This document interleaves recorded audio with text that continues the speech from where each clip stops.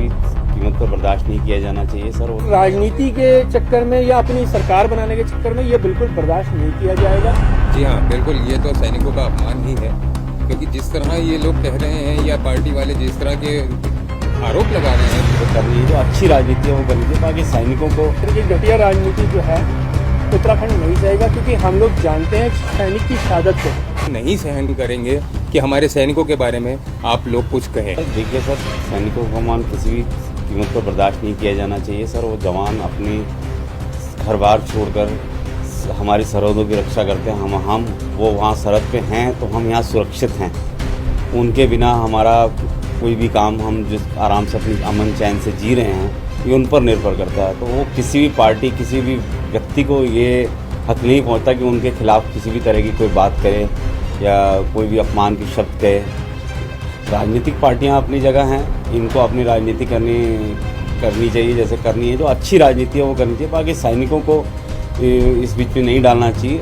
वो हमारे लिए हमेशा ही नमन योग्य हैं। उनकी वजह से हमारा आज जो भी हम अमन चैन से हम सांस ले पा रहे हैं, अपना व्यवसाय कर पा रहे हैं, वो बहुत ज़रूरी है। ये निंदनीय बात है कि कोई अगर इस तरह की पार्टी, राजनीतिक पार्टी इस तरह का काम करती है तो ये गलत है। जो हमारा ये प्रदेश है उत्तराखंड, मैं मानता हूँ हमारे प्रदेश में अधिकतर वो घर हैं जिनमें से 1 या 2 आदमी सैनिक जरूर हैं।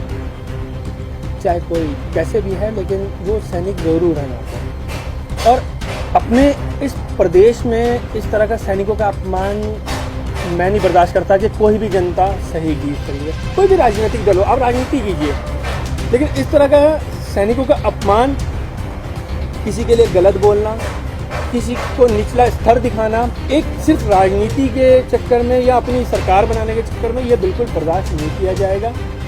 इस तरीके की घटिया, बिल्कुल मैं राजनीति बोलूँगा, इस तरीके की घटिया राजनीति जो है उत्तराखंड नहीं सहेगा, क्योंकि हम लोग जानते हैं सैनिक की शहादत को। राजनीति अलग है, सैनिक का अपमान तो छोड़ो, मान जो लोग करते हैं, मान से भी ऊपर नाम होता है सैनिक का। जी हाँ, बिल्कुल, ये तो सैनिकों का अपमान ही है, क्योंकि जिस तरह ये लोग कह रहे हैं या पार्टी वाले जिस तरह के आरोप लगा रहे हैं दूसरी पार्टियों पे, जो भी है, जैसे हम लोग कहें कि यार सैनिकों ने, अब जैसे कोठियाल जी के बारे में ही बोल रहे हैं, तो कोठियाल जी ने भी अभी पीछे कारगिल का जो है वो युद्ध हुआ था जिसमें हम लोगों ने सर्जिकल स्ट्राइक की थी उन लोगों ने, तो उसमें क्या है कि उनका नेतृत्व जबकि इन्होंने ही किया था। तो मेरा मानना यह है कि हमारे सैनिकों को इन पार्टियों से कोई लेना देना नहीं है। वो सैनिक हैं, देश के लिए लड़ते हैं, इसलिए किसी को भी, पार्टी को किसी से भी मतलब जो है इनको नुकसान, वो अपशब्द कहने का या इनको बोलने का पार्टी से कोई मतलब नहीं है।